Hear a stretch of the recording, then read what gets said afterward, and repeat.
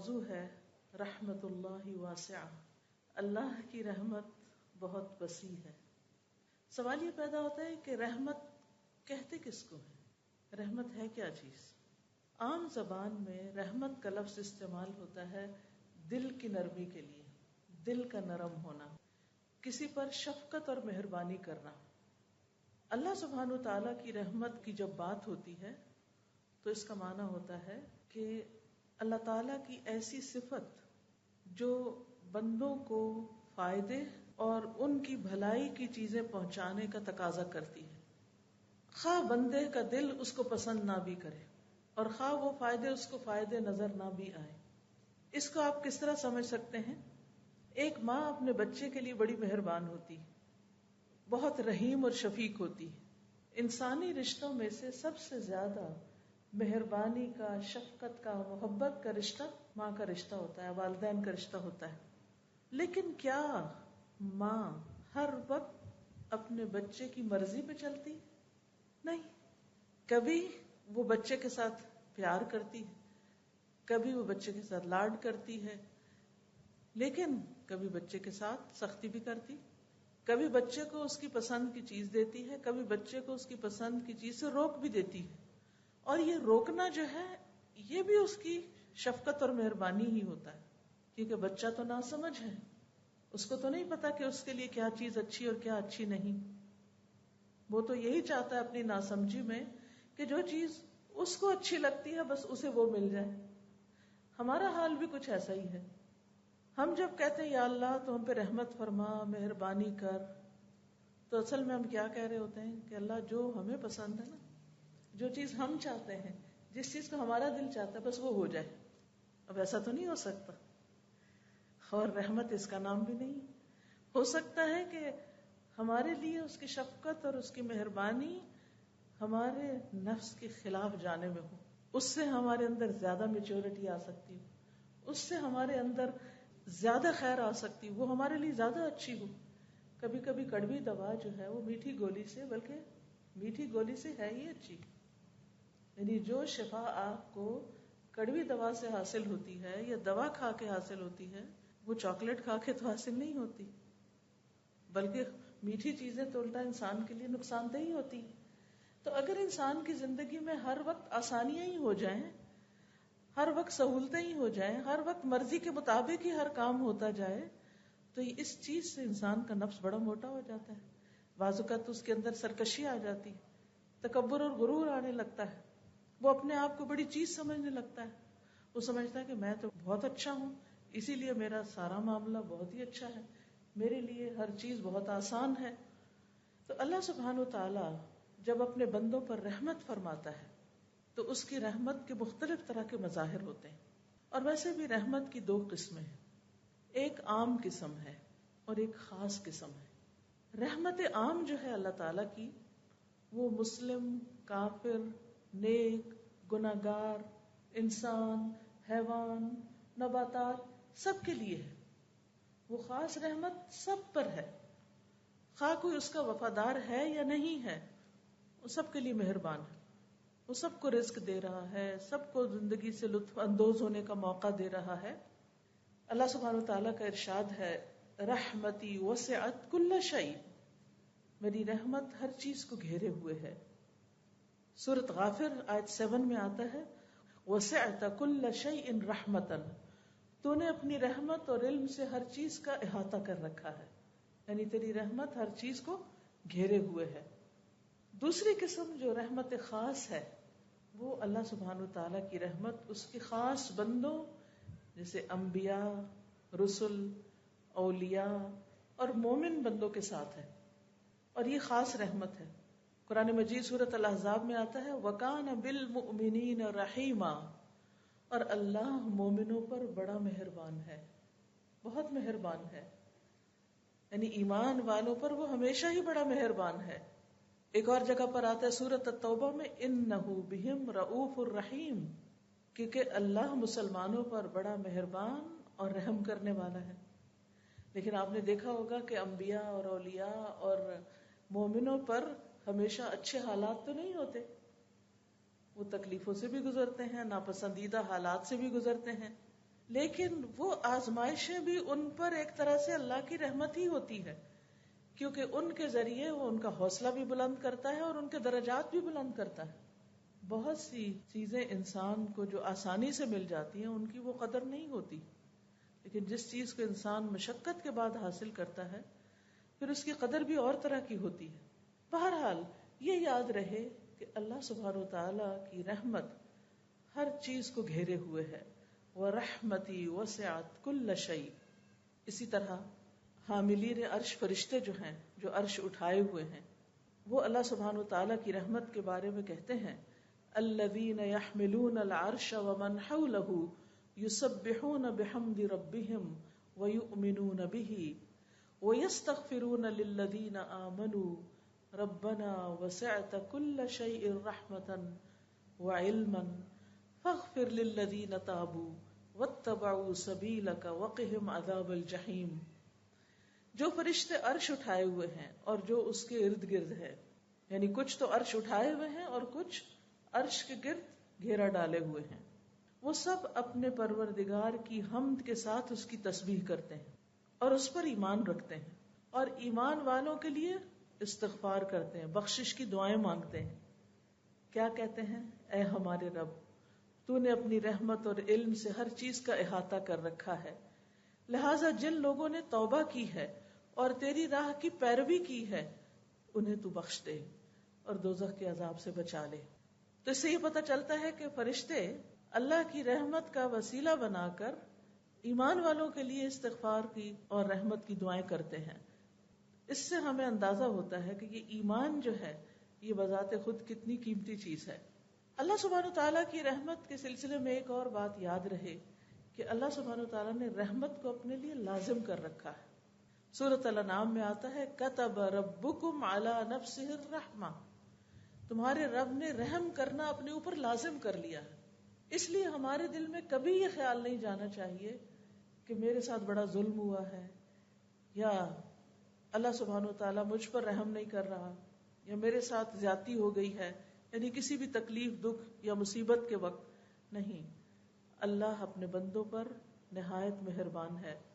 حدیث مبارکہ میں آتا ہے رسول اللہ صلی اللہ علیہ وسلم نے فرمایا جب اللہ تعالیٰ مخلوق کو پیدا کر چکا تو اپنی کتاب یعنی لوح محفوظ میں جو اس کے پاس عرش پر موجود ہے اس نے لکھا کہ میری رحمت میرے غضب پر غالب ہے.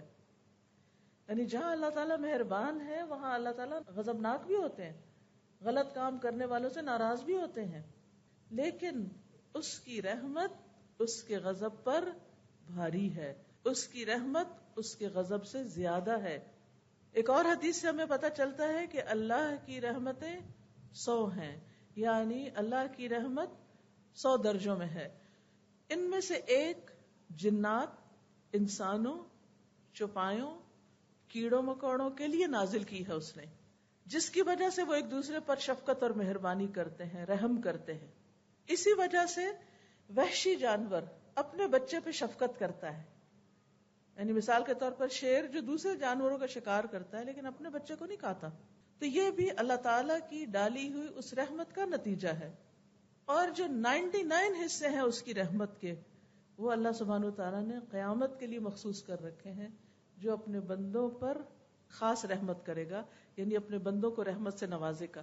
دنیا میں بھی انسان کو اس رحمت کی ضرورت ہے، لیکن حقیقت یہ ہے کہ قیامت کے دن ہم سب کو اس کی بہت زیادہ ضرورت ہے. اور یاد رکھیے کہ کوئی بھی شخص اللہ کی رحمت کے بغیر جنت میں جا ہی نہیں سکتا، کیونکہ ہم میں سے کوئی شخص عمل کے ساتھ جنت کی قیمت نہیں چکا سکتا. کہ اگر ہم میں سے کوئی یہ سمجھے نا کہ میں نے تو اتنے اچھے کام کر لیے کہ اب تو جنت میرا حق بن گئی یا میں اس کی حقدار ہو گئی، تو یہ غلط فہمی ہے. ہم میں سے کوئی بھی جنت کا حقدار نہیں ہے، یہ اللہ کی رحمت ہے کہ وہ ہمیں اپنی رحمت سے اس میں داخل کرے. اور جنت کا ایک نام بھی رحمت رکھا ہے اللہ نے.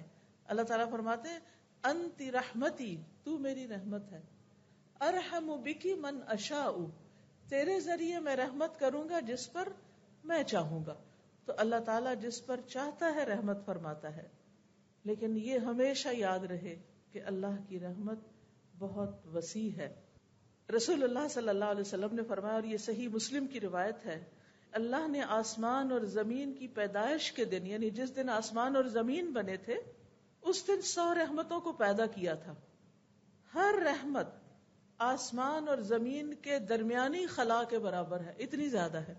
یعنی زمین سے لے کر آسمان تک یہ جو خالی جگہ آپ کو نظر آتی ہے، اس میں سے ہر رحمت، یعنی 100 جو رحمتیں ہیں ان میں سے ہر رحمت اتنی زیادہ ہے جس سے زمین سے آسمان تک کی ساری خلا بھر جائے. اس سے آپ اس کی رحمت کی وسعت کا اندازہ لگا سکتے ہیں. جب ہم کہتے ہیں نا رحمت اللہ واسعہ، جب آپ نے اس لیکچر کا ٹائٹل سنا ہوگا یا پڑھا ہوگا تو آپ سوچ رہے ہوں گے کہ اچھا اللہ کی رحمت وسیع ہے، کتنی وسیع، تو اس کا ہم اندازہ نہیں کر سکتے. لیکن اس کی وسعت کا اندازہ، ہماری عقل جو ہے وہ مادی چیزوں کو دیکھ کے بات زیادہ سمجھتی ہے، تو ہمیں سمجھانے کے لیے بتائے گے کہ اتنی زیادہ ہے جیسے زمین اور آسمان کے درمیان کی خلا کی جگہ ہے. اور اس میں سے ایک رحمت جو ہے ان 99 میں سے، جن میں سے ہر ایک اتنی دفعہ، نہیں اس کو 99 سے ملٹیپلائی مزید کر لیں، ان میں سے بس صرف ایک حصہ زمین پر اتارا گیا ہے، جس کی وجہ سے جانور، پرندے، چرندے، انسان، حیوان، یہ سارے آپس میں ایک دوسرے سے محبت کرتے ہیں. یہ جو ہمارے دلوں میں انسانوں کے ساتھ شفقت، محبت اور رحمت کے جذبات ہیں، یہ بھی دراصل ہمارے ذاتی نہیں ہیں، یہ بھی اللہ کی دین ہے. اللہ دلوں میں ڈالتا ہے تو ہم دوسروں کے ساتھ شفقت کا معاملہ کرتے ہیں. ورنہ آپ دیکھیں کہ ہمارے اندر ہمارے نفس کا شر بھی ہے، شیطان کے وسوسے بھی ہیں، اور انسان چھوٹی چھوٹی باتوں پر جلد غضبناک بھی ہو جاتا ہے، ناراض بھی ہو جاتا ہے. ان وسوسوں کی وجہ سے بدگمان بھی بہت جلدی ہوتا ہے. لیکن اللہ سبحانہ وتعالیٰ کی جو رحمت ہے، جس بندے پر ہو جائے پھر اس کے اندر نرمی بھی آ جاتی، اس کے اندر برداشت آ جاتی، اس کے اندر حسن ظن آ جاتا ہے، وہ دوسروں کا خیر خواہ ہو جاتا ہے، وہ دوسروں کے ساتھ شفقت اور محبت کا سلوک کرتا ہے. اور یہ سارا دراصل اس پر اللہ کا انعام ہوتا ہے کہ جس کی بنا پر وہ دوسروں میں یہ نرمی بانٹ رہا ہوتا ہے. یہ اللہ کی دین ہوتی ہے، یعنی اللہ کی رحمت ہوتی ہے اس پر. اور جن کے ساتھ وہ کر رہا ہوتا ہے ان پر بھی اصل میں اللہ ہی کی رحمت ہوتی ہے کہ ان کو اس رحمت میں سے ایک حصہ ملتا ہے، اس محبت میں سے ایک حصہ ملتا ہے. ورنہ کس کی مجال اور کس کی توفیق کہ کوئی کسی کے ساتھ رحمت اور مہربانی کا سلوک کرے اور یہ رحمتیں اور محبتیں بانٹتا پھرے. یہ انسانوں کے بس کی بات نہیں، یہ بھی سراسر اس کی محبت ہی کی وجہ سے ہے، اس کی رحمت کی وجہ سے ہے. لیکن یہ صرف کیا ہے؟ 1%، ایک حصہ. فیصد کا مطلب ہوتا ہے 1%، یعنی 100 رحمتوں میں سے 1%، جس کی وجہ سے یہ ہم سب ایک دوسرے کے ساتھ شفقت اور مہربانی کا سلوک کرتے ہیں.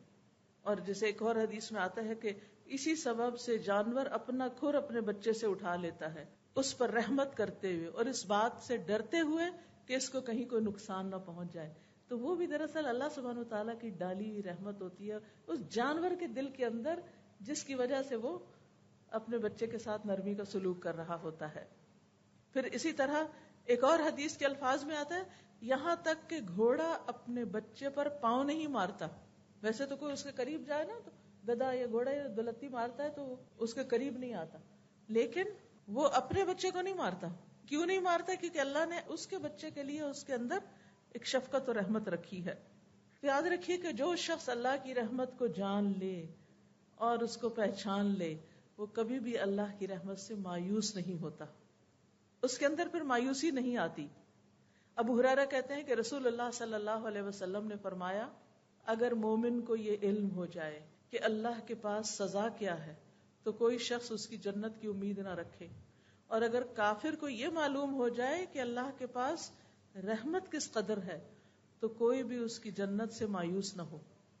اس سے بھی اندازہ لگایا جا سکتا ہے کہ اللہ کی رحمت اگر اس کو انسان پہچان لے تو انسان کے اندر کتنی خوشی بھر جائے. پھر اسی طرح یہ ہے کہ اللہ سبحانہ و تعالیٰ کی رحمت جو ہے وہ قیامت کے دن جو ہوگی وہ اللہ کے نافرمانوں پر بھی ہوگی. اسی وجہ سے ان کی بخشش ہوگی. رحمت نہ ہو تو بخشش ہی نہیں ہو سکتی. جب ہم کہتے ہیں یا اللہ تو رحم کر دینا، اس کا مطلب ہے کہ ہم قابل تو نہیں بخشش کے، یہ جنت کے، لیکن تو ہم پر رحم فرما دینا. اسی لیے جو شخص لا الہ الا اللہ کہہ دیتا ہے اور اللہ کو مان لیتا ہے اگر اس کی ساری زندگی گناہوں میں گزرتی اور توبہ کیے بغیر مر جاتا ہے اور قیامت کے دن وہ جہنم میں چلا جاتا ہے، تو بھی جب اللہ تعالیٰ ان پر اپنی رحمت کا ارادہ کرے گا تو ان کو جہنم سے نکال لے گا اور انہیں جہنم میں بھی موت دے دے گا.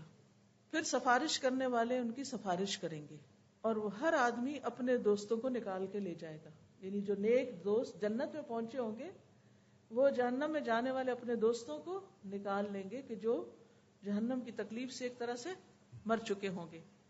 پھر اللہ سبحانہ تعالیٰ ان لوگوں کو ایک خصوصی نہر میں، جس کا نام نہر حیا یا حیوان یا حیات یا نہر جنت ہوگا، یہ مختلف نام آتے ہیں اس نہر کے مختلف جگہوں پر، تو اس نہر میں وہ غسل کریں گے، اللہ ان کو اس میں ڈالے گا اور ایسے اگ آئیں گے جیسے سیلاب کے بہاؤ میں دانہ اگاتا ہے، یعنی دوبارہ سے ان کے جسم ایک طرح سے پیدا ہوں گے.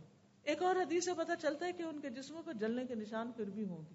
جو جنت میں جائیں گے تو لوگ پہچان جائیں گے اور ان کو جہنمیون کے نام سے پہچانیں گے کہ یہ وہ لوگ ہیں جو جہنم میں جانے کے بعد جنت میں پہنچے، لیکن اتنے گناہ کر کے سزا بھگت کے پھر بھی جو جنت میں جائیں گے تو اللہ کی رحمت سے ہی جائیں گے، ورنہ اگر اللہ تعالیٰ رحمت نہ کرے تو وہیں پر ہی پڑے رہیں. تو ہم سب کو یہ بات یاد رکھنی چاہیے کہ اللہ سبحانہ تعالیٰ کی رحمت تو بہت وسیع ہے، لیکن ہم اس کے لیے کیا کر رہے ہیں، ہم اس کی رحمت کو کتنا پکارتے ہیں. پھر اسی طرح آپ دیکھیں ایک حدیث میں آتا ہے کہ اللہ سبحانہ تعالیٰ جب یعنی جنت والوں کو جنت میں بھیج دیں گے، جہنم والے جہنم میں چلے جائیں گے. پھر اسی طرح انبیاء علیہ السلام شفاعت کریں گے، محمد صلی اللہ علیہ وسلم شفاعت کریں گے اور کچھ لوگوں کو جہنم سے نکال لیا جائے گا. پھر مومنوں کی شفاعت ہوگی. جب سارے شفاعت کر چکیں گے تو اس کے بعد ارحم الراحمین کے علاوہ کوئی اور نہ بچے گا. فرشتے بھی شفاعت کر گئے، انبیاء نے بھی کر دی اور مومنوں نے بھی کر دی، سب نے اپنے اپنی شفاعت کے ذریعے لوگوں کو جہنم سے نکلوا لیا. اب صرف ارحم الراحمین باقی رہ گئے. آپ دیکھیں اللہ سبحانہ تعالیٰ کی صفت رحیم، رحمان اور پھر ارحم الراحمین، یعنی سب رحم کرنے والوں میں سے بڑھ کے رحم کرنے والا. اب کیا ہوگا، اللہ سبحانہ تعالیٰ ایک مٹھی بھر آدمیوں کو جہنم سے نکالیں گے. یہ وہ آدمی ہوں گے جنہوں نے کبھی کوئی بھلائی نہ کی ہوگی، جن کے اندر کوئی خیر نہیں ہوگی. یہ لوگ جل کے کوئلہ ہو چکے ہوں گے. اللہ تعالیٰ ان کو ایک نہر میں ڈالیں گے جو جنت کے دروازوں پر ہوگی، جس کو نہر الحیا کہا گیا، اور اس میں اتنی جلدی تر و تازہ ہوں گے جس طرح دانہ پانی کے بہاؤ میں کوڑے کچرے کی جگہ پر اگ آتا ہے. یعنی وہ بظاہر دیکھنے میں وہ گندی سی چیز نظر آتی لیکن ایک دم اس میں سے گرین پودا نکل آتا ہے. تو ایسے ہی یہ بھی نکل آئیں گے موتیوں کی طرح چمکتے ہوئے. ان کی گردنوں میں سونے کے پٹے پڑے ہوئے ہوں گے جن کی وجہ سے پھر ان کو جنت والے پہچان لیں گے اور ان کے بارے میں کہیں گے کہ یہ اتقاء اللہ ہیں، یہ اللہ کے آزاد کردہ بندے ہیں جنہیں اللہ نے صرف اپنی رحمت کی بنا پہ بغیر کسی عمل کے جنت میں داخل کیا. بغیر کسی عمل کے وہ جنت میں داخل ہوں گے. لیکن سوال یہ پیدا ہوتا ہے کہ وہ کون خوش نصیب ہوں گے کہ جو اس مٹھی کے اندر آ جائیں گے اور وہ پھر آزاد ہو جائیں گے جہنم سے. تو اس سے آپ اندازہ لگائیں کہ اللہ سبحانہ وتعالی ہمیں دنیا میں اپنی رحمت کی طرف دعوت دیتا ہے، جنت کی طرف بلاتا ہے. واللہ یدعو الی دار السلام، دار السلام کی دعوت دیتا ہے اللہ کہ سلامتی کے گھر کی طرف آ جاؤ. جہنم سے بچنے کی بات کرتا ہے. لیکن اس کے باوجود لوگ ہیں کہ اپنے نفس کے ہاتھوں مجبور ہو کر یا لوگوں اور سوسائٹی کے ہاتھوں مجبور ہو کر اللہ کو ناراض کرنے کے کام کرتے رہتے ہیں. پھر بھی اگر مرنے سے پہلے بھی توبہ کر لیں تو دروازہ کھلا ہے توبہ کا، یہ بھی اس کی رحمت ہے. اب دیکھیے ہمارے ساتھ کوئی 2 سے 4 دفعہ زیادتی کر جائے نا تو ہم معاف نہیں کرتے اس کو، ہم نہیں معاف کریں گے اس کو. چلے زبان سے بھی کہہ دینا معاف کیا، دل میں ضرور رکھیں گے. تو کہتے نہیں دل سے نہیں نکال پاتے، کیا کریں، ہم تو اتنے کمزور ہیں نا. لیکن دوسری طرف آپ دیکھیں کہ ارحم الراحمین جو ہے اللہ سبحانہ تعالیٰ جو ہے وہ کس طرح بندوں کو نکالتا ہے اس سے. وہ یہ نہیں چاہتا کہ بندے جہنم میں جلیں، وہ قطعاً نہیں یہ چاہتا. اس نے ہر دور میں پیغمبر بھیجے، لوگوں کو عقل دی، فطرت پہ پیدا کیا، ہر ایک کو مسلمان پیدا کیا، سارے اسباب مہیا کیے، سوچ سمجھ دی، کان آنکھ دل دیے کہ لوگ غور کریں، اپنے رب کو پہچانیں. لیکن سارے طریقوں کے باوجود اگر لوگ پھر بھی نہیں اس راستے پر آتے اور تب بھی وہ جہنم میں چلے جاتے ہیں تو اللہ سبحانہ تعالیٰ اپنی رحمت کے ساتھ ان کو وہاں سے بھی نکالے گا. اس سے اندازہ کریں کہ اللہ تعالیٰ کتنا مہربان ہے. اور یہ یاد رکھیے کہ ہم میں سے ہر شخص اللہ کی رحمت کا محتاج ہے. ہم سب کو اس کی ضرورت ہے، کیونکہ وَرَحْمَةُ رَبِّكَ خَيْرٌ مِّمَّا يَجْمَعُونَ، تیرے رب کی رحمت بہتر ہے ہر اس چیز سے جسے لوگ جمع کر رہے ہیں. یعنی کسی کے پاس سب کچھ بھی ہو دنیا میں جو وہ چاہتا ہے تو بھی کم ہے اس رحمت کے مقابلے میں جو اللہ کی طرف سے اس پر آتی ہے. کیونکہ انسان کو اس رحمت کی ہرس ہونی چاہیے، اس کی دعا کرنی چاہیے، اور اس کو حاصل کرنے کے لیے انسانوں کے ساتھ مہربانی کرنی چاہیے. کیونکہ ارحموا من فی الارض یرحمکم من فی السماء، تم ان پر رحم کرو جو زمین میں ہیں، تم پر وہ رحم کرے گا جو آسمانوں میں ہے. یعنی اگر تم چاہتے ہو کہ اللہ تم پر مہربان ہو، تم پر رحمت کرے، تو پھر تم کیا کرو؟ زمین والوں پر مہربانی کرو. وہ شعر بھی ہے نا، کرو مہربانی تم اہل زمین پر، خدا مہربان ہوگا عرش بری پر. یعنی اگر تم مہربانی کرو گے دوسروں کے ساتھ تو تم پر بھی رحم کیا جائے گا. لہذا جو انسان یہ چاہتا ہے کہ اس کو اللہ کی رحمت مل جائے، وہ اللہ کی رحمت پا لے، اسے چاہیے کہ وہ دوسروں کے ساتھ مہربان ہو جائے. پھر اسی طرح اللہ سبحانہ تعالیٰ اگر رحمت کر دے تو کوئی روک نہیں سکتا، اور اگر اللہ اپنی رحمت بند کر دے تو کوئی اور دینے والا بھی نہیں ہے. قرآن مجید میں آتا ہے ما یفتح اللہ للناس من رحمت فلا ممسک لها وما یمسک فلا مرسل له من بعدہ وہو العزیز الحکیم. جو کچھ اللہ لوگوں کے لیے رحمت میں سے کھول دے اسے کوئی بند کرنے والا نہیں. یعنی جس پر اللہ اپنی رحمت نچھاور کر دے اسے کوئی روک نہیں سکتا، اور جو بند کر دے اس کے بعد اسے کوئی کھولنے والا نہیں. وہی سب پر غالب اور کمال حکمت والا ہے. یاد رکھیے یہ اللہ ہی کی رحمت ہے کہ ہم زندہ ہیں، یہ اللہ کی رحمت ہے کہ اس نے ہمیں مسلمان بنایا، یہ اللہ کی رحمت ہے کہ اس نے ہمیں قرآن دیا ہے. قل بفضل اللہ وبرحمتہ فبذلک فلیفرحوا هو خیر مما یجمعون. قرآن کا ملنا، قرآن کا سمجھنا، قرآن سے محبت کا ہونا، یہ سب بھی دراصل اللہ کی رحمت ہوئی ہے ہم پر کہ اس نے ہمیں اس راستے پر لگا دیا، کہ ہمیں اس کا شوق دے دیا کہ ہم اس کی کتاب کو پڑھیں. اور یہ بھی حقیقت ہے کہ یہ اللہ کی رحمت ہی ہے جو انسان کو گمراہی سے بچاتی ہے، جو انسان کو خسارے سے بچاتی ہے. کیونکہ ایک جگہ پر آتا ہے فلولا فضل اللہ علیکم ورحمتہ لکنتم من الخاسرین. اگر اللہ کا فضل اور اس کی رحمت نہ ہوتی تو تم خسارہ پانے والوں میں شامل ہو جاتے، یعنی تم نقصان سے بچ نہیں سکتے تھے. اسی طرح اللہ سبحانہ وتعالیٰ کی رحمت ہی ہے جو انسان کو اس کے اپنے نفس کے شر سے بچاتی. یعنی ہم میں سے ہر انسان کے اندر نفس ہے، اور نفس کا ایک شر بھی ہے. قرآن مجید میں آتا ہے وما ابرئ نفسی ان النفس لامارۃ بالسوء الا ما رحم ربی. یعنی انسان اپنے نفس کے شر سے بھی کب بچ سکتا ہے؟ جب اللہ کی رحمت ہوتی. اسی لیے فلا تزکوا انفسکم، اپنے آپ کو پاکیزہ مت کہو. ہم یہ نہیں کہہ سکتے کہ ہمارے اندر بڑی خیر خوبی ہے، ہم بڑے نیک پاک ہیں یا ہمارا تزکیہ ہو چکا ہے. نہیں، یہ اللہ ہی کی رحمت ہوتی ہے کہ انسان صحیح راستے پہ چلتا ہے اور نفس کی شرارتوں سے بچ جاتا ہے. اللہ کی رحمت ہی انسان کو شیطان کی پیروی سے بچاتی، شیطان کے اتباع سے بچاتی. ولولا فضل اللہ علیکم ورحمتہ لاتبعتم الشیطان الا قلیلا. اگر اللہ کا فضل اور رحمت نہ ہوتی تو تم شیطان کی پیروی کرنے لگتے سوائے چاند دیکھ کے. تو دنیا آخرت کے نقصان سے بھی اللہ کی رحمت بچاتی ہے، شیطان سے بھی، نفس کے شر سے بھی. پھر اسی طرح گناہوں سے بھی انسان اللہ کی رحمت سے ہی بچتا ہے. ہمارے اندر کوئی کمال نہیں، کوئی طاقت نہیں. یعنی کبھی کوئی تعریف بھی کرے نا کہ آپ تو بڑے نیک ہیں اور آپ نے تو سارے غلط کام چھوڑ دیے، تو آپ سوچا کریں تو اللہ کی رحمت ہوئی. اگر میں کچھ واقعی کر رہی ہوں تو ہم سمجھتے کہ کچھ ہو رہا ہے تو صرف اس کی رحمت سے ہی ہو رہا ہے. میرے اندر کوئی کمال نہیں ہے، اس میں میرا کچھ نہیں ہے، یہ اس نے مہربانی کی ہے مجھ پر. پھر اسی طرح گھروں کے اندر آپس میں محبت، اتفاق، سلوک، اور آپس میں لوگوں کا ایک دوسرے کے ساتھ اچھا سلوک کرنا، یہ بھی دراصل اللہ کی رحمت ہی ہوتی ہے. کیونکہ انسانوں کے اندر اختلاف تو ہوتا ہی ہے. وَلَا يَزَالُونَ مُخْتَلِفِينَ إِلَّا مَنْ رَحِمَ رَبُّكَ. لوگ ہمیشہ آپس میں اختلاف کرتے رہیں گے مگر جس پر تیرے رب کی رحمت ہو جائے. جس پہ رب کی رحمت ہو جائے ان لوگوں کے اندر موافقت ہو جاتی ہے، آپس میں محبتیں ہو جاتی ہیں، آپس میں ایک دوسرے کی کیئر اور ایک دوسرے کے بارے میں کنسرن ہوتا ہے انسان کے اندر پھر. اور یہ بھی اللہ کی رحمت ہوتی. یاد رکھیے اللہ کی رحمت ہی کی وجہ سے اخلاق بھی اچھے ہوتے ہیں. نبی صلی اللہ علیہ وسلم کے بارے میں آتا ہے قرآن مجید میں فبما رحمت من اللہ لنت لہم، اللہ کی رحمت کی وجہ سے ہی آپ ان کے لیے مہربان ہیں.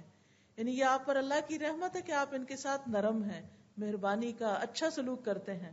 وَلَوْ كُنْتَ فَظًّا غَلِيظَ الْقَلْبِ لَانفَضُّوا مِنْ حَوْلِكَ، اگر آپ سخت دل ہوتے، تند مزاج ہوتے اور سنگ دل ہوتے تو یہ آپ کے آس پاس سے چھٹ جاتے.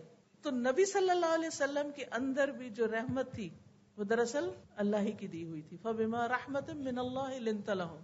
اور اگر کوئی لیڈر اپنے فالوورز کے ساتھ مہربان ہوتا ہے تو وہ بھی دراصل اللہ ہی کی رحمت کے ساتھ ہوتا ہے. یہ اللہ ہی کی رحمت ہوتی ہے کہ جس میں سے اس کو حصہ مل جاتا ہے، اور جس کو نرمی میں سے حصہ مل گیا اس کو تو بہت بڑی خیر مل گئی. ان گھرانوں کے اندر تو بہت اللہ کی رحمتیں ہو گئی. پھر اسی طرح آپ دیکھیں کہ اللہ کی رحمت انسان کو دنیا میں بھی ہمارے گناہوں کے باوجود بہت سی مصیبتوں سے بچاتی، اور آخرت میں بھی انسان اللہ ہی کی رحمت کا محتاج ہوگا. یوم لا یغنی مولا عن مول شیئا ولا هم ینصرون الا من رحم اللہ. جس دن کوئی دوست اپنے دوست کے کچھ کام نہ آئے گا اور نہ انہیں کہیں سے مدد ملے گی مگر جس پر اللہ نے رحم کر دیا. یعنی انسانوں کے کام نہیں آ سکیں گے، اللہ کی رحمت ہی پار لگائے گی. یہ بات بھی ہمیں اچھی طرح سمجھ آنی چاہیے. اور اللہ کی رحمت ہی قیامت کے دن انسان کو تکلیفوں اور مصیبتوں سے بچائے گی. وَمَن تَقِ السَّيِّئَاتِ يَوْمَئِذٍ فَقَدْ رَحِمْتَ. اس دن جس کو تو نے برائیوں کے برے انجام سے بچا لیا اس پر تو نے دراصل رحم کر دیا. اور اللہ ہی کی رحمت انسان کو جنت میں لے جانے والی ہے. نبی صلی اللہ علیہ وسلم نے فرمایا کسی شخص کا عمل اسے جنت میں داخل نہیں کر سکتا. صحابہ نے عرض کیا یا رسول اللہ صلی اللہ علیہ وسلم آپ کا بھی نہیں؟ آپ نے فرمایا نہیں میرا بھی نہیں، سوائے اس کے کہ اللہ اپنے فضل اور رحمت سے مجھے نوازے. اب جب انسان کو یہ احساس ہوتا ہے نا کہ جو کچھ بھی ہے دنیا کی خیر یا آخرت کی سب اللہ سبحانہ وتعالیٰ کی رحمت سے، تو پھر انسان اللہ سبحانہ وتعالیٰ کے ساتھ ایک تعلق قائم کرتا ہے. وہ سب سے بڑھ کر اللہ کی طرف لپکتا ہے کیونکہ سب کچھ دینے والا تو وہی ہے.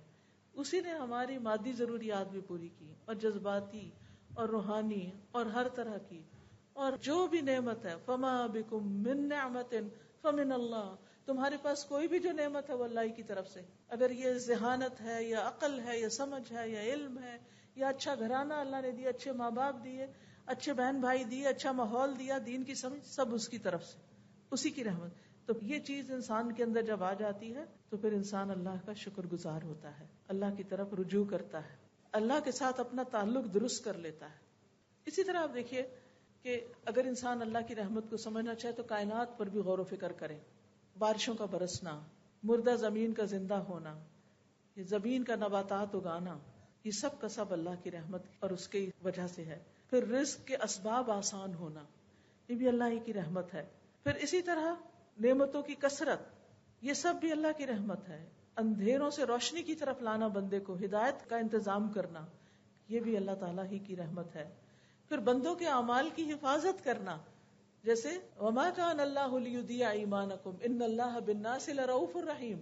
مسلمان جو قبلے کی تحویل سے پہلے فوت ہو گئے تو ان کو فکر ہوا کہ کہیں ان کی نمازیں نہ ضائع ہو جائیں، کیونکہ انہوں نے وہ قبلے کی طرف نہیں پڑھی، کیونکہ قبلہ رخ ہونا یہ نماز کے فرائض میں سے ہے، یہ لازم ہے، اس کے بغیر نماز نہیں ہوتی. تو اب ان کو سب سے پہلے فکر یہ ہوئی کہ جو لوگ اس سے پہلے ہی فوت ہو گئے تھے کعبہ کی طرف منہ کیے بغیر ہی جو دوسری طرف منہ کر کے نماز پڑھتے رہے، ان کا کیا ہوگا؟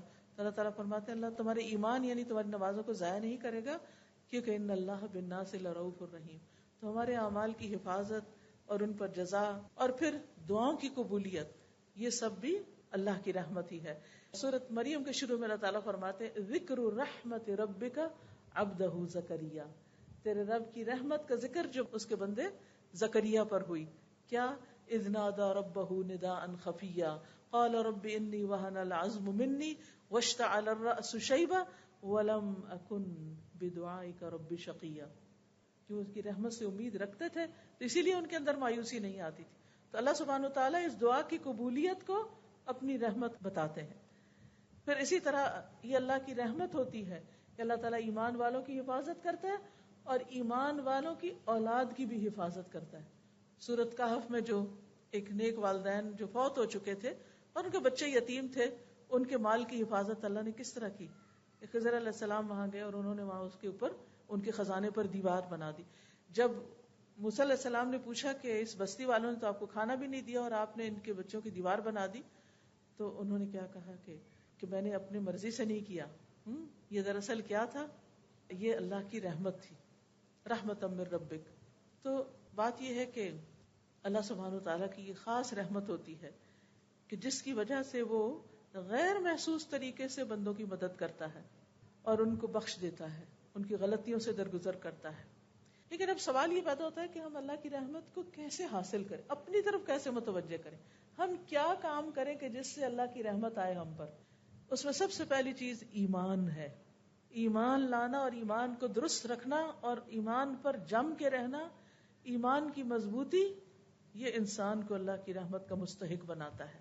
قرآن مجید سورۃ النساء میں اللہ تعالیٰ فرماتے ہیں فَأَمَّا الَّذِينَ آمَنُوا وَاعْتَصَمُوا بِهِ فَسَيُدْخِلُهُمْ فِي رَحْمَةٍ مِّنْهُ، اب جو لوگ اللہ پر ایمان لے آئے اور انہوں نے کتاب کو مضبوطی سے تھاما، وَاعْتَصَمُوا بِهِ، یا اللہ کو اپنا سہارا بنایا، فَسَيُدْخِلُهُمْ فِي رَحْمَةٍ مِّنْهُ، وہ اپنی طرف سے ان کو رحمت سے نوازے گا، ان کو اپنی رحمت میں داخل کرے گا۔ پھر اسی طرح توحید پر جمے رہنا، جب کچھ بچے ایک بستی سے نکل کر غار کی طرف گئے تھے اپنے ایمان کو بچانے کے لیے، تو انہوں نے کیا کہا تھا، فَأْوُوا إِلَى الْكَهْفِ يَنشُرْ لَكُمْ رَبُّكُمْ مِنْ رَحْمَتِهِ، کہ تم اس غار کی طرف پناہ لے لو، اللہ تم پر اپنی رحمت نازل فرمائے گا، رحمت نچھاور کر دے گا، رحمت کھول دے گا۔ تو اس سے بھی یہ پتہ چلتا ہے کہ جب انسان ایمان پر استقامت اختیار کرتا ہے، پختگی اختیار کرتا ہے، تو اس پر بھی اللہ کی رحمت ہوتی ہے۔ پھر اسی طرح جو شخص اللہ کے عذاب سے ڈرتا ہے اس پر اللہ کی رحمت ہوتی ہے، کیونکہ اللہ کے عذاب سے ڈرنا ہم سب کے لیے ضروری ہے، یعنی رحمت ہمیں اللہ کے عذاب سے بے خوف نہ کر دے، یعنی جتنی بھی اللہ کی رحمت ہے لیکن اس کا جو عذاب ہے اس سے ڈرنا چاہیے اور اپنے گناہوں سے ڈرنا چاہیے۔ تو جو انسان ڈرتا رہتا ہے نا، اس پر اللہ کی رحمت ہو جاتی ہے۔ پھر اسی طرح اللہ سے دعائیں کرنا، وَادْعُوهُ خَوْفًا وَطَمَعًا ان رحمت اللہ قریب من المحسنین، اللہ کی رحمت قریب ہے محسنین کے، یعنی جب انسان کوئی نیک کام کرتا ہے اور پھر دعا کرتا ہے تو اس کی دعا قبول ہوتی ہے، اس پر اللہ کی رحمت آتی ہے۔ پھر اللہ اور اس کے رسول کی اطاعت کرنے والوں پر اللہ کی رحمت آتی ہے، وَأَطِيعُوا اللَّهَ وَأَطِيعُوا الرَّسُولَ لَعَلَّكُمْ تُرْحَمُونَ، اور اللہ کی اطاعت کرو اور اس کے رسول کی اطاعت کرو تاکہ تم رحم کیے جاؤ، تم پہ رحم کیا جائے۔ پھر اسی طرح قرآن کو پڑھنا اور اس پر عمل کرنا۔ قرآن مجید میں آتا ہے وَهَذَا كِتَابٌ أَنزَلْنَاهُ إِلَيْكَ مُبَارَكٌ فَاتَّبِعُوهُ وَاتَّقُوا لَعَلَّكُمْ تُرْحَمُونَ، پھر قرآن کو غور سے سننا، یعنی مبارک کتاب کی پیروی کرنا، اللہ سے ڈرنا رحمت لاتا ہے۔ پھر جو شخص فَإِذَا قُرِئَ الْقُرْآنُ فَاسْتَمِعُوا لَهُ وَأَنصِتُوا لَعَلَّكُمْ تُرْحَمُونَ، جب قرآن پڑھا جا رہا ہو تو چپ ہو جاؤ، غور سے سنو تاکہ تم پہ رحم کیا جائے۔ یعنی یہ چیز بھی اللہ کی رحمت کو لاتی ہے، یعنی جب ایک بندہ اللہ کے کلام کی طرف متوجہ ہوتا ہے، لیکن کتنی دفعہ ایسا ہوتا ہے تلاوت لگی ہوتی ہے اور ہماری باتیں نہیں ختم ہوتی۔ پھر اسی طرح یہ ہے کہ اپنے فرائض ادا کرنا، فرائض کی ادائیگی رحمت کا سبب بنتی ہے۔ نیک عمل، فَأَمَّا الَّذِينَ آمَنُوا وَعَمِلُوا الصَّالِحَاتِ فَيُدْخِلُهُمْ رَبُّهُمْ فِي رَحْمَتِهِ ذَلِكَ هُوَ الْفَوْزُ الْمُبِينُ، رہے وہ لوگ جو ایمان لائے اور انہوں نے نیک عمل کیے، اللہ انہیں اپنی رحمت میں داخل کرے گا، یہی کھلی کامیابی ہے۔ تو نیک اعمال جو ہے وہ اللہ کی رحمت کا ذریعہ بنتے ہیں۔ اور نیک اعمال میں سب سے پہلے نماز آتی ہے۔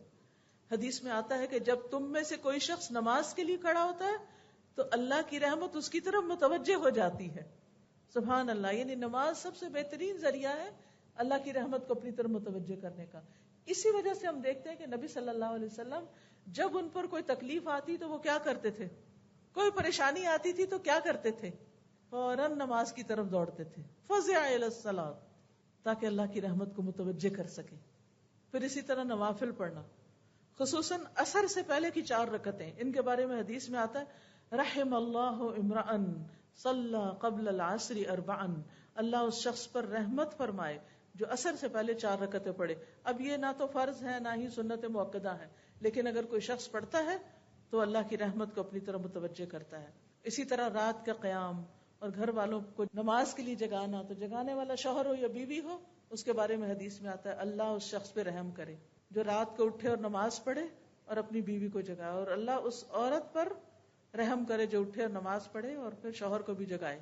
اس سے یہ پتہ چلتا ہے کہ اپنے گھر والوں کو نیکی کا حکم دینا، ان کو نیکی میں تعاون دینا اور ان کو نیکی کے راستے پر لگانا، یہ بھی رحمتیں لاتا ہے. پھر نماز کے بعد مصلی پہ بیٹھے رہنا، ذکر اذکار کرنا، دعا کرنا، یہ بھی اللہ کی رحمت کا سبب بنتا ہے. اور ایسے شخص کے لیے جب تک اس کا وضو نہ ٹوٹے اور وہ ذکر کرتا رہے، فرشتے دعا کرتے ہیں، کہتے ہیں اللہم اغفر لہ ورحمہ، اللہ اس کی بخشش فرما، اللہم ارحمہ، اللہ اس پہ رحم فرما. یعنی فرشتے اس کے لیے رحمت کی دعائیں کرتے ہیں. پھر اسی طرح اللہ کے راستے میں نکلنا، اللہ کے راستے میں ہجرت کرنا، دین کے کام کے لیے نکلنا، وہ لوگ بھی اللہ کی رحمت کے امیدوار ہیں. پھر اسی طرح جان و مال سے اللہ کے راستے میں جہاد کرنا، اللہ کا قرب پانے کے لیے صدقہ کرنا. یہ جو صدقہ ہے یہ بھی اللہ کی رحمت کو متوجہ کرتا ہے، قرب الہی کا ذریعہ ہوتا ہے. پھر اسی طرح اللہ کا ذکر، کیونکہ نبی صلی اللہ علیہ وسلم نے مسلمان خواتین کو اپنے دور کی فرمایا اپنے اوپر لا الہ الا اللہ تسبیح اور تقدیس لازم کر لو، غافل نہ رہا کرو کہ رحمت الہی کو فراموش کر دو. یعنی تمہارا ذکر کرنا ایک طرح سے رحمت لاتا ہے، تو اگر تم نے اس کو چھوڑ دیا تو رحمت کو بھول جاؤ گی. اکٹھے ہو کر مل بیٹھ کر قرآن کا پڑھنا پڑھانا، ذکر کا کرنا، یہ بھی اللہ کی رحمت لاتا ہے. لا يقعد قوم يذكرون الله عز وجل الا حفتهم الملائکہ وغشیتهم الرحمہ. جو لوگ اللہ کے ذکر کے لیے بیٹھے ہوتے ہیں فرشتے انہیں گھیر لیتے ہیں، رحمت انہیں ڈھانپ لیتی ہے. پھر اسی طرح استغفار کرنا، لولا تستغفرون اللہ لعلکم ترحمون. پھر توبہ اور اصلاح کرنا، مصیبتوں پر صبر کرنا، انا للہ و انا الیہ راجعون پڑھنا، اولئک علیہم صلوات من ربہم ورحمہ. جو انا للہ پڑھتا ہے اور تکلیف کے وقت صبر کرتا ہے، اس پر رب کی نوازشیں ہوتی ہیں، رب کی رحمت آتی ہے اور رب اس کو تھام لیتا ہے. اس لیے کسی کی بھی قریبی عزیز پیارے کی وفات پر صبر جو ہے یہ اللہ کی رحمت کا سبب بنتا ہے، خصوصاً بچے کی وفات پر. کیونکہ ماں کا دل ہوتا ہے نا اس بچے کے اندر، جب بچہ فوت ہوتا ہے اور ماں صبر کرتی ہے اور الحمدللہ کہتی ہے تو اللہ تعالیٰ فرشتوں کو حکم دیتا ہے کہ اس کے لیے ایک گھر بناؤ جس کا نام کیا رکھو؟ بیت الحمد. اسی طرح دوسروں کو معاف کرنا، دوسروں کو معاف کرنے والوں پر بھی اللہ کی رحمت آتی ہے. پھر اسی طرح دوسروں پر رحم کرنا، حدیث میں آتا ہے انما یرحم اللہ من عبادہ الرحماء، اللہ تعالیٰ اپنے بندوں میں سے ان بندوں پہ رحم کرتے ہیں جو دوسرے بندوں کے ساتھ رحم کرتے ہیں. یعنی اگر ہم بندوں کے ساتھ مہربانی کریں گے تو اللہ تعالیٰ ہم پر مہربانی کرے گا. اسی طرح ایک حدیث میں آتا ہے رسول اللہ صلی اللہ علیہ وسلم نے فرمایا اس ذات کی قسم جس کے ہاتھ میں میری جان ہے، اللہ اپنی رحمت کا مستحق رحم دل بندے کو ہی بناتا ہے. تو صحابہ نے کہا ہم میں سے ہر کوئی رحم کرتا ہے. آپ نے فرمایا نہیں، یہ نہیں کہ اپنے دوست کے حق میں رحم دل بن جاؤ، بلکہ تمام لوگوں پہ رحم کرنا ہوگا. یہ بڑا اہم قاعدہ ہے، کیونکہ عموماً کیا ہوتا ہے کہ ہم اپنے رشتہ داروں، اپنے پیاروں، اپنے دوستوں کے لیے تو بڑے مہربان ہوتے ہیں، لیکن جس سے ہمارا کوئی تعلق واسطہ نہیں اس کے ساتھ ہم بعض اوقات بد اخلاقی بھی برت جاتے ہیں. ہم سوچتے ہیں یہ کون سا ہمیں کچھ جانتا ہے، اس کے ساتھ جو چاہے ہم کریں. نہیں، جس کو جانتے ہیں اس کے ساتھ بھی اور جس کو نہیں جانتے اس کے ساتھ بھی. پھر پرندوں اور جانوروں پہ رحم کرنا. آپ کو معلوم ہوگا کہ ایک عورت نے ایک بلی کو باندھ کے مار دیا تھا اور کھانا بھی نہیں دیا، تو کیا ہوا اس کے ساتھ؟ صرف اس بلی کو مارنے کی وجہ سے اللہ سبحانہ تعالیٰ نے اس کو جہنم میں پھینکا. تو جانوروں پر بھی رحم بڑا ضروری ہے. نبی صلی اللہ علیہ وسلم نے فرمایا جس نے رحم کیا اگرچہ چڑیا کو ذبح کرنے کا معاملہ ہو، چڑیا کیا کر سکتے ہو، تمہارے ہاتھوں میں پکڑی ہوئی ہے، جس نے رحم کیا اگرچہ چڑیا کو ذبح کرنے کا معاملہ ہو، اللہ قیامت کے دن اس پہ رحم فرمائے گا. پھر اسی طرح ایک شخص نے کہا اللہ کے رسول میں بکری ذبح کرتا ہوں اور اس کے ساتھ شفقت کرتا ہوں، یعنی اس کو پانی پلا کے، اس پہ ہاتھ پھیر کے، اس کو اچھی طرح لٹا کے، کیونکہ بعض ہوتے ہیں نا ڈانٹ ڈپٹ گالیاں دیتے دیتے وہ ذبح کر دیتے ہیں، جانوروں کے ساتھ سختی کرتے ہو نہیں. اس نے کہا کہ میں بکری ذبح کرتا ہوں اور اس کے ساتھ شفقت کرتا ہوں. تو آپ نے فرمایا اگر تو نے بکری کے ساتھ شفقت کی تو اللہ تعالیٰ تجھ پہ رحم فرمائے گا. کوئی نہیں ہمیں دیکھ رہا ہوتا، اللہ تو دیکھ رہا ہوتا ہے نا کہ ہم کس کے ساتھ کیا معاملہ کرتے ہیں. اسی طرح خرید و فروخت کے وقت رکشے ٹیکسی والے کے ساتھ معاملہ کرتے وقت، قرض کے لین دین کے وقت، قرض کا تقاضا کرتے وقت نبی صلی اللہ علیہ وسلم نے فرمایا اللہ ایسے شخص پر رحم کرے جو بیچتے وقت، خریدتے وقت اور تقاضا کرتے وقت نرمی سے کام لیتا ہے۔ پھر مسلمانوں کے درمیان صلح کرا دینا، آپس میں لوگوں کو جوڑنا، یہ بھی رحمت کا باعث بنتا ہے۔ امر بالمعروف اور نہی عن المنکر کرنا، اس سے بھی رحمت آتی ہے۔ قرآن مجید میں آتا ہے المؤمنون والمؤمنات بعضهم اولیاء بعض یأمرون بالمعروف وینہون عن المنکر ویقیمون الصلاة ویؤتون الزکاة ویطیعون اللہ ورسولہ اولئک سیرحمہم اللہ ان اللہ عزیز حکیم۔ مومن مرد اور مومن عورتیں ایک دوسرے کے مددگار ہیں جو بھلے کام کا حکم دیتے ہیں اور برے کام سے روکتے ہیں۔ وہ نماز قائم کرتے ہیں اور زکوٰۃ ادا کرتے ہیں اور اللہ اور اس کے رسول کا حکم مانتے ہیں۔ یہی لوگ ہیں جن پہ اللہ رحم فرمائے گا، یعنی ان کاموں سے بھی اللہ کی رحمت آتی۔ پھر اسی طرح جماعت سے جڑ کے رہنا، لوگوں کے ساتھ مل کے رہنا۔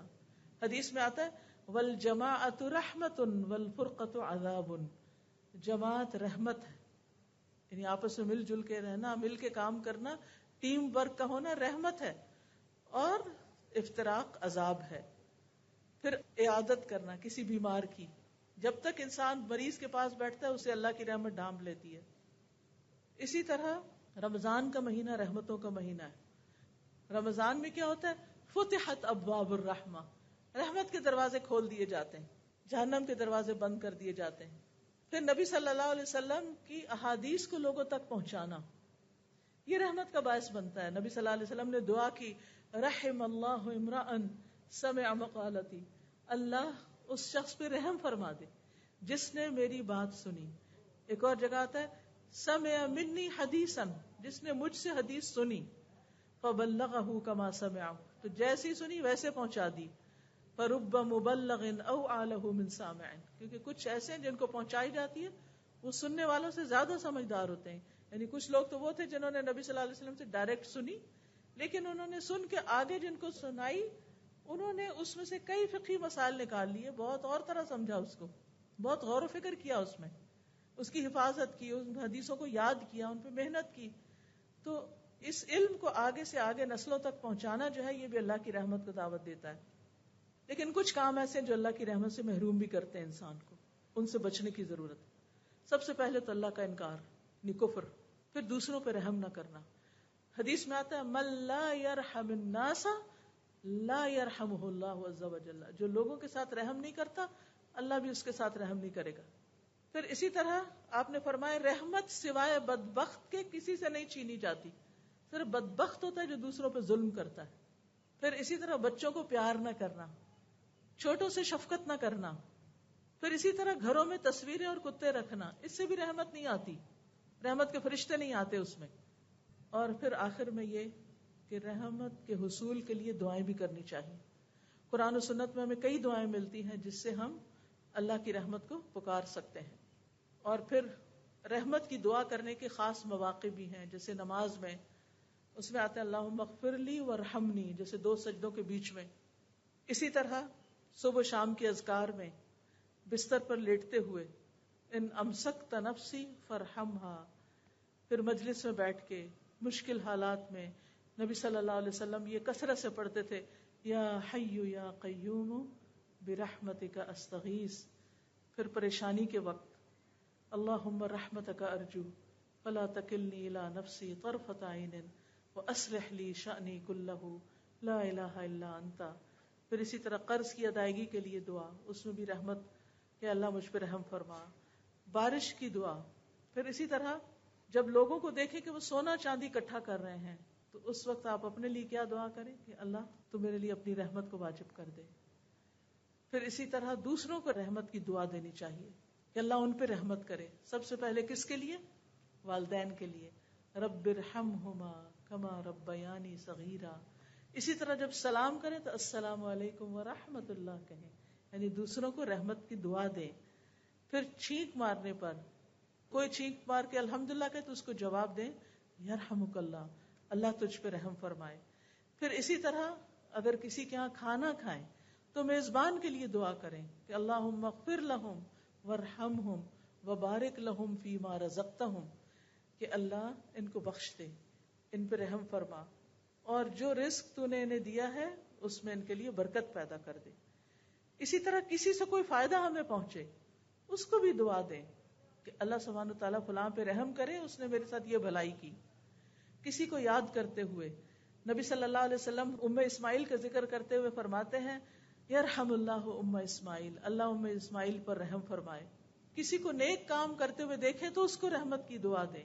پھر اسی طرح کسی کی بات صحیح کرنی ہو، کسی کی غلطی ٹھیک کرنی ہو تو اس وقت بھی آپ کہ اللہ تم پہ رحم کرے، یا اللہ فلاں پہ رحم کرے، اور پھر اس کے بعد اس کا ذکر کریں۔ اسی طرح کبھی آپ کسی کا تعارف لینا چاہیں تو اس وقت بھی آپ یہ دعا کر سکتے ہیں کہ اللہ تعالیٰ آپ پہ رحمت فرمائے، آپ کا کیا نام ہے، یا جو بھی اس کا تعارف یا چیز معلوم کرنی ہے آپ نے۔ قبرستان کی زیارت کرتے وقت، میت کے لیے دعا کرتے وقت، یہ تمام مواقع ایسے ہیں جس میں انسان دوسروں کو رحمت کی دعا دیتا ہے، لیکن اپنے لیے جو دعائیں ہیں اب ہم سب اپنے لیے مانگتے ہیں۔ سبحان اللہ والحمد للہ ولا الہ الا اللہ واللہ اکبر ولا حول ولا قوة الا باللہ العلی العظیم۔ اللہم صل علی محمد وعلی آل محمد کما صلیت علی ابراہیم وعلی آل ابراہیم انک حمید مجید۔ اللہم بارک علی محمد وعلی آل محمد کما بارکت علی ابراہیم وعلی آل ابراہیم انک حمید مجید۔ رب اغفر وارحم وانت خیر الراحمین۔ اے میرے رب تو مجھے بخش دے اور مجھ پہ رحم فرما، اور تو ہی سب رحم کرنے والوں سے اچھا رحم کرنے والا ہے۔ ربنا آمنا فاغفر لنا وارحمنا وانت خیر الراحمین۔ انی مسنی الضر وانت ارحم الراحمین۔ انت ولینا فاغفر لنا وارحمنا وانت خیر الغافرین۔ ربنا ظلمنا انفسنا وان لم تغفر لنا وترحمنا لنکونن من الخاسرین۔ واعف عنا واغفر لنا وارحمنا وارحمنا وارحمنا انت مولانا فانصرنا على القوم الكافرین۔ ربنا لا تزغ قلوبنا بعد إذ هديتنا وهب لنا من لدنك رحمة إنك أنت الوهاب۔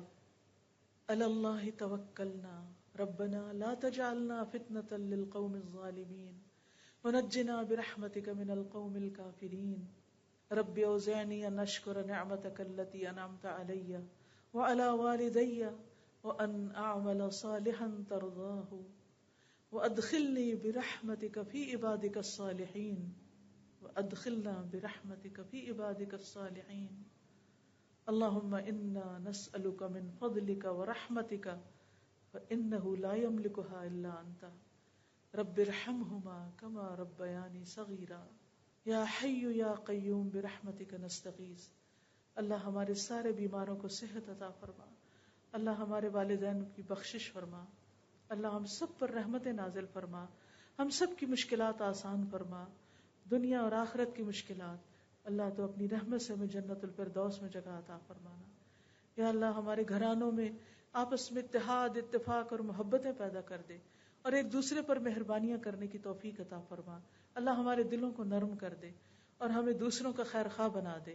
اللہ ہمارے رزق روزی میں، حلال روزی میں برکت عطا فرما، اور ہم سب کو حرام سے بچا۔